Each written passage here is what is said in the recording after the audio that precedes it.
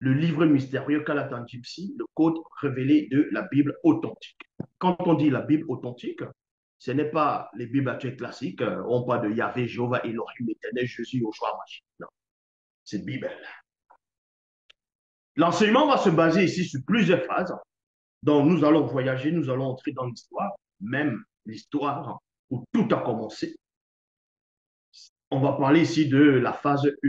La phase 1, c'est la présentation. On va aller dans Kalata, Djenne. Djenne, c'est qui? Donc, il faut d'abord, avant d'entrer dans l'histoire, il faut d'abord comprendre qui c'est qui relate l'histoire. Un témoin oculaire. Parce que beaucoup de Kémites et beaucoup d'autres personnes vont parler de l'Égypte, la gloire de l'Égypte antique ou l'Égypte ancestrale, vont dire qu'en Égypte, voici comment ça se passait. D'autres diront au Tep, d'autres aussi vont vous expliquer que la civilisation vient de l'Égypte, que tout a commencé de l'Égypte, l'humanité vient de l'Égypte. Ça, c'est ce que certains pensent. Mais sans toutefois savoir qui était le premier Égyptien. Qui était le premier Égyptien. Comment la civilisation égyptienne a commencé. Et ce que je m'apprête à vous dire ici, aucun historien, aucun égyptologue, ceux qui pensent être des égyptologues, aucun kémite ici, ne pourra vous révéler ce que je suis prêt ici maintenant à vous révéler. L'origine même de l'Égypte. Comment ça a commencé. Donc, Djenné, c'est le premier Égyptien. C'était un homme noir. Ça, il faut comprendre cela. Djenné était un homme noir. Les véritables Égyptiens étaient des Noirs. On ne les appelait pas Égyptiens. À cette époque, c'était les Djenné. Djenné qui veut dire voir. Donc, pénétrer par-delà le voile. C'est avoir la vision, la clairvoyance. Voilà comment on les nommait.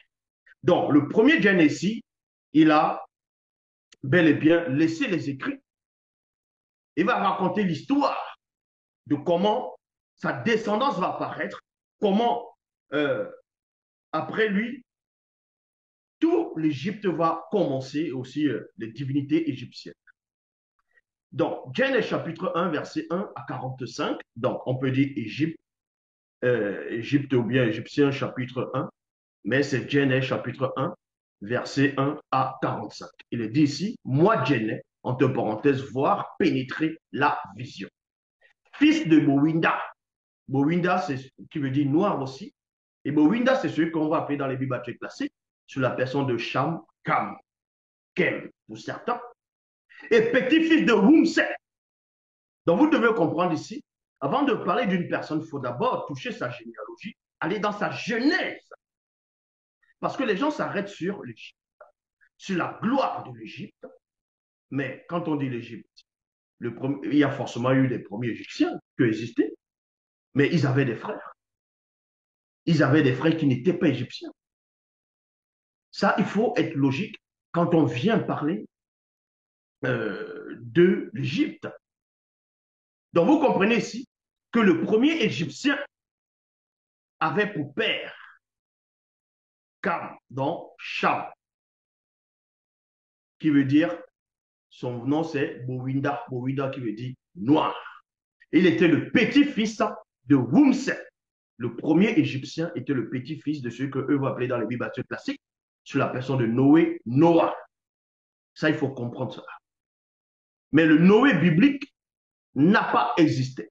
C'est juste une usurpation du vrai Wumset, c'est-à-dire de Wumset qui était noir. Noé était, bon, pas Noé, mais Wumset était noir. Ils ont juste pris son histoire, ils ont changé, ils l'ont appelé Noé, Noah, ils l'ont mis dans les canons et dans d'autres, entre guillemets, livres religieux qui n'ont pas de sens. Donc, déjà, voici la généalogie du tout premier Égyptien, mais son nom c'était Djenné. Et Djenné avait des frères. Et Djenné maintenant a une descendance. Et sa descendance maintenant va porter le nom, va porter son propre nom.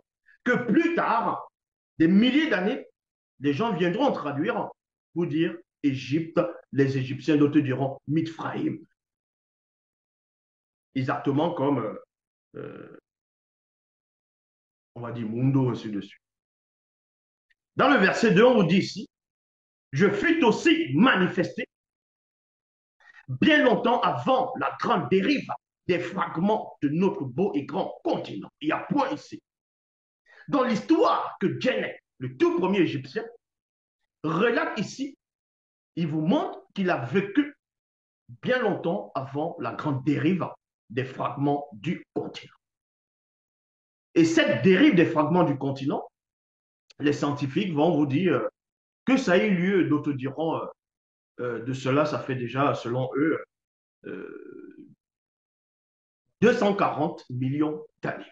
D'autres diront 230, 220 en fonction des estimations. Donc vous comprenez par là que quand dans l'histoire, 250 ou 230, 240 millions d'années en arrière, selon les scientifiques, il n'y avait pas de vie sur la Terre. Il n'y avait pas des hommes sur Terre quand il y a eu le grand cataclysme, donc la grande pas la grande inondation, quand il y a eu la grande dérive. Il n'y avait pas des hommes sur la Terre, il n'y avait pas de civilisation, il n'y avait pas des empires, des royaumes, des dynasties. Donc il n'y avait pas les Égyptiens, il n'y avait pas de religions, il n'y avait pas de Yahvé, il n'y avait pas les dieux des religions dites révélées. Donc il n'y avait pas de prophète, il n'y avait pas de livre, il n'y avait pas de messager. Mais dans le livre mystérieux, quand la Jimsi, Djenné vous relate ici que longtemps, c'est-à-dire lui, il a vécu à l'époque avant que la grande dérive des fragments du continent n'ait eu lieu. Donc vous voyez que il y a eu un ancien monde qu'aucun chercheur, aucun historien ne pourra pénétrer.